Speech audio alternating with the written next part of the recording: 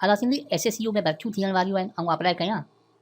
हा अदा ऑर्डर निकितो पियो आहे, तूं बसि रुॻो अप्लाई कर।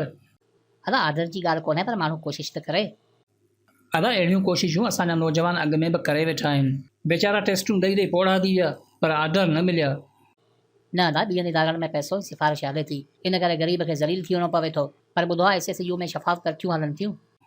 अदा आऊं बि SSCU स्पेशल सिक्योरिटी यूनिट जी ॻाल्हि कयां पियो। पैसे जी सिफ़ारिश जी ख़बर न आहे, बाक़ी ग़रीबनि खे ख़्वार इन्हनि बि ॾाढो कयो आहे। 2017 में इन्हनि नयनि भर्तियुनि जो ऐलान कयो। NTS पारां टेस्ट वरिती वई, उनखां पोइ साइकोमेट्रिक टेस्ट वरिती वई, कुझु अरसे खां पोइ वरी NTS पारां रिटर्न टेस्ट वरिती वई, उनखां पोइ वरी SSCU वारनि कराची में घुराए फिज़िकल ऐं एडवांस साइकोमेट्रिक टेस्ट वरिती। इंटरव्यू लाइ मैसेज बि मोकिलिया विया पर कुझु ॾींहंनि खां पोइ उहे इंटरव्यू कैंसिल कया विया। रीज़न इहो ॿुधायो वियो त टेस्ट वरी हाणे PTS वारा वठंदा। वरी इहो मथे जो सूर हलियो। ख़ैर हमराउनि PTS वारनि खे बि टेस्ट ॾेई पास थी विया। उनखां पोइ ॿियो को बहानो मिलियो कोन त मजबूर थी इंटरव्यू लाइ घुरायो वियो।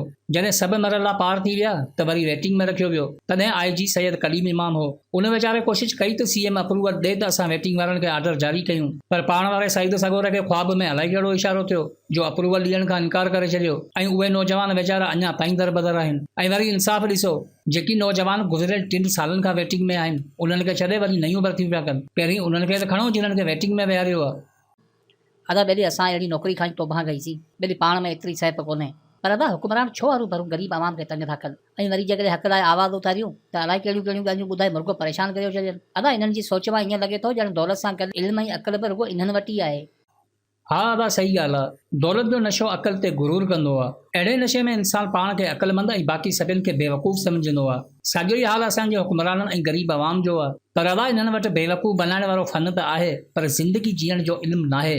इहा दौलत कहिड़े कम जी जेका सुकून जी निंड खे तबाह करे, रिश्तनि में दरार विझी नफ़रत खे परवान चाढ़े, नोटनि जी डोली ते इंसानियत जो जनाज़ो कढे। ॿियनि जी ज़िंदगियुनि खे मामूली सम्झण वारा अक्सर पंहिंजी हक़ीक़त खां बेख़बर हूंदा आहिनि। यूनानी फ़लसफ़ी थेरेस को चयो हो त दुनिया जो सभ खां मुश्किल कमु पंहिंजे पाण खे सुञाणणु हूंदो आहे। सुकरात चवंदो रहियो त आऊं बसि इहो ई ॼाणा थो त आऊं कुझु बि नथो ॼाणा। जॾहिं तव्हांखे इहा ख़बर पइजी वेंदी आहे त तव्हां कुझु बि नथा ॼाणो तॾहिं तव्हां कुझु ॼाणण जी कोशिशि कयो था। इहा ई जुस्तजू तख़लीक़ जी इर्तिक़ा हूंदी आहे जंहिंजे अमल सां हिकु बहितर समाज ऐं इंसाफ़ जी पोइवारी थींदी आहे। हक़ीक़त में असां जेको समाज तख़लीक़ कयो आहे ऐं हथ सां अमीरी खे जेका इज़त बख़्शी आहे, इहो ई समाज दौलत जी हवस ॾेई ख़्वाहिशनि में गर्क कंदो आहे, जंहिंजे नतीजे में इंसान हैवान ऐं इंसानियत ख़तम थी वेंदी आहे। छा इन ॻाल्हि खां को इनकार करे सघे थो त असांजे समाज में इंसानी ज़िंदगी खां वधीक नोट जी इज़त, प्यार, मोहबत, इज़त, एहतराम सभु माज़ी में छॾे हाल जी भयानक हक़ीक़त सां मुक़ाबिलो कयूं पिया। हिते गुरबत में घारींदड़ जवानी जी तस्वीर मायूसी जा भरियल तोहफ़ा ॾे थी। कानून जा रोब, टैक्स जा बोझ, फ़िरक़नि जा फ़र्क़ बि सिर्फ़ ग़रीब जे मथां हलनि था। ग़रीब जी क़बर ते को कुल नथो पढ़े, अमीर जी तुरबत ते सजदा थियनि था। गुरबत में ज़िंदगी वेले लाइ परेशान, अमीरी महिलात में अयाशी हले थी। टके जी नौकरी लाइ टके जहिड़ो थियण सालनि खां इहा ई रस्म हले थी।